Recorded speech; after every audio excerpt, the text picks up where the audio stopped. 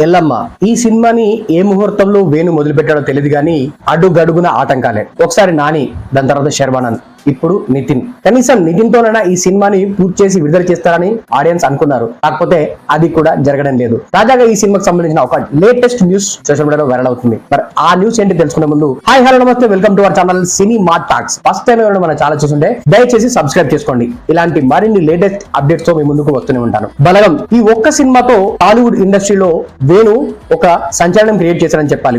Pure emotional background తో వచ్చిన ఈ సినిమాకి ఆడియన్స్ ఒక రేంజ్ లో కనెక్ట్ అయ్యారు. ఫ్యామిలీ ఆడియన్స్ అయితే క్లైమాక్స్ లో వచ్చే సాంగ్ కి, ఆ సీన్స్ కి కన్నీళ్లు పెట్టుకున్నారు అనడంలో ఎలాంటి సందేహం లేదు. అలాంటి వేణు నుంచి నెక్స్ట్ ఒక సినిమా వస్తుందంటే ఆ అంచనాలు ఎలా ఉంటాయి? అదే రేంజ్ లో ఎల్లమ్మ సినిమా పైన కూడా క్రియేట్ అయ్యాయి.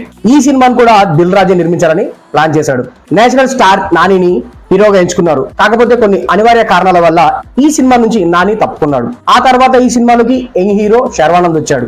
ఆయన కూడా కొన్ని కారణాల వల్ల తప్పుకోవాల్సి వచ్చింది. నితిన్ చేసిన సినిమాలన్నీ కంప్లీట్ అయిన తర్వాత ఎల్లమ్మ సినిమాని పట్టాలెక్కించాలని ప్లాన్ చేశాడు వేణు ఎల్దండి. కాకపోతే టైం బ్యాడో ఏంటో తెలియదు కానీ వరుసగా ఆయన చేసిన సినిమాలన్నీ డిజాస్టర్ల మీద డిజాస్టర్లు అవుతూ వస్తున్నాయి. ఈ ఎఫెక్ట్ ఎల్లమ్మ మీద పడింది. మేకర్స్ సెకండ్ ఆప్షన్ తీసుకోవడానికి ప్లాన్ చేశారు.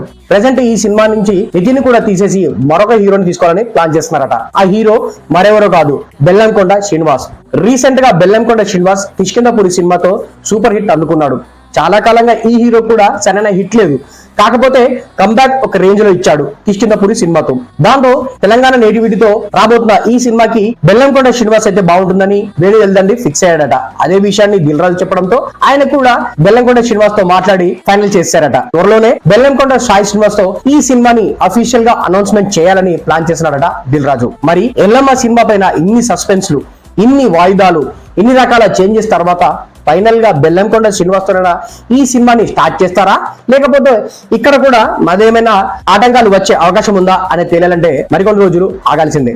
మరి ఎల్లమ్మ సినిమా పైన మీ ఒపీనియన్ ఏంటి?